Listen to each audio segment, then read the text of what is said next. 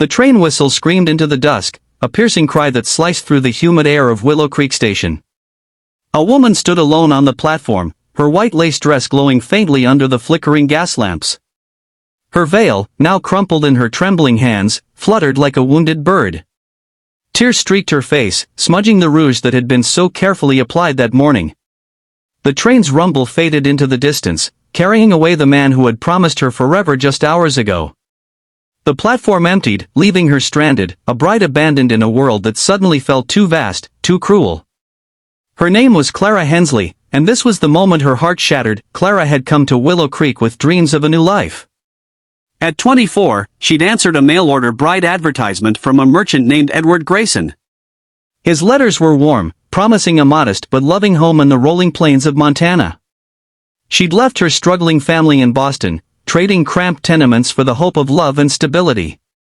The journey west had been long, her heart buoyed by visions of a kind man waiting to build a life with her. But when she stepped off the train, Edward's face was cold, his eyes distant. At the small chapel in town, he'd faltered during the vows, muttering about debts and a life he couldn't give her. Then, without warning, he'd bolted, boarding the next train out of Willow Creek, leaving Clara in her wedding dress, alone with a suitcase and a broken promise. She sank onto a bench, the wood creaking under her weight. The station was desolate now, save for the soft chirping of crickets and the occasional rustle of wind through the nearby pines. Her mind replayed Edward's last words, "I can't do this. I'm sorry." What did that mean? Was it her? Was it the life she represented? She clutched her suitcase, her only anchor, and sobbed quietly, the sound swallowed by the vast Montana night. She didn't notice the figure approaching until a shadow fell across her. "Ma'am?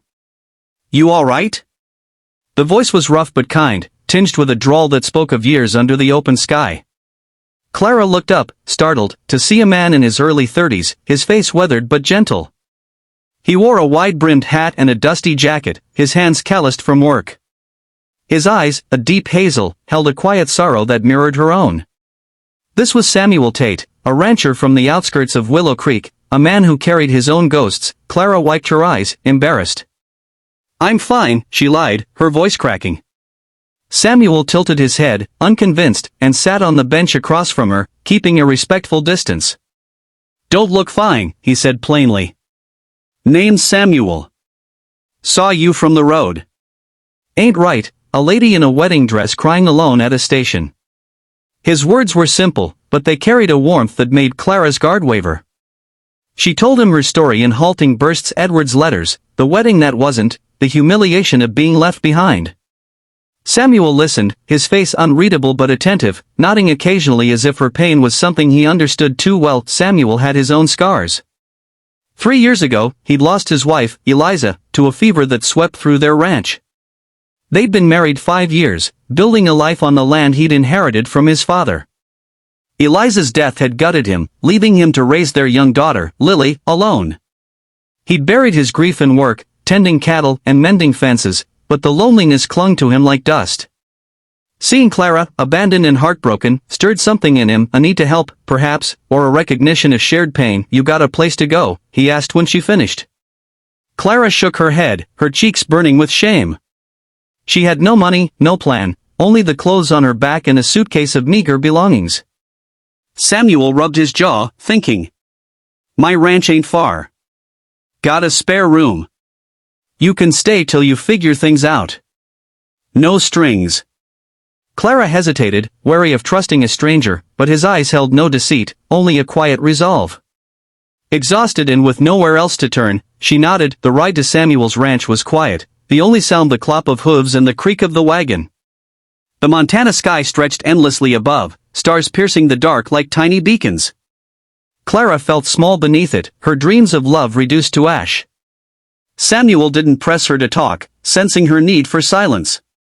When they reached the ranch, a modest wooden house nestled among rolling hills, a small figure darted out to greet them. Lily, Samuel's 7-year-old daughter, her braid bouncing as she ran.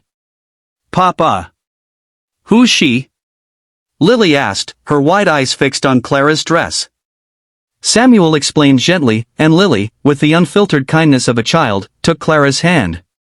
"You can sleep in my room if you want," she said, and Clara's heart ached at the gesture. The days that followed were a blur of adjustment.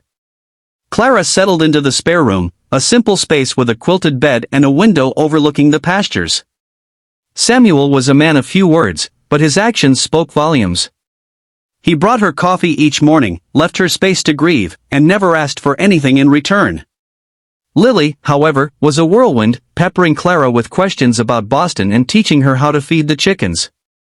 The girls' chatter filled the quiet, and Clara found herself smiling for the first time in days, but grief was a stubborn shadow. Clara struggled with her sense of worth, haunted by Edward's rejection. She wondered if she was unlovable, if her dreams of a family were foolish. At night, she'd sit by the window, staring at the stars, wrestling with her pain. Samuel noticed her withdrawal, her quiet moments of despair. One evening, as they sat on the porch after Lily was asleep, he spoke up. "You ain't what he did to you, Clara. Man like that?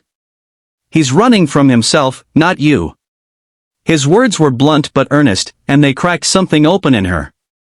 She began to talk, sharing her fears, her hopes, her shame.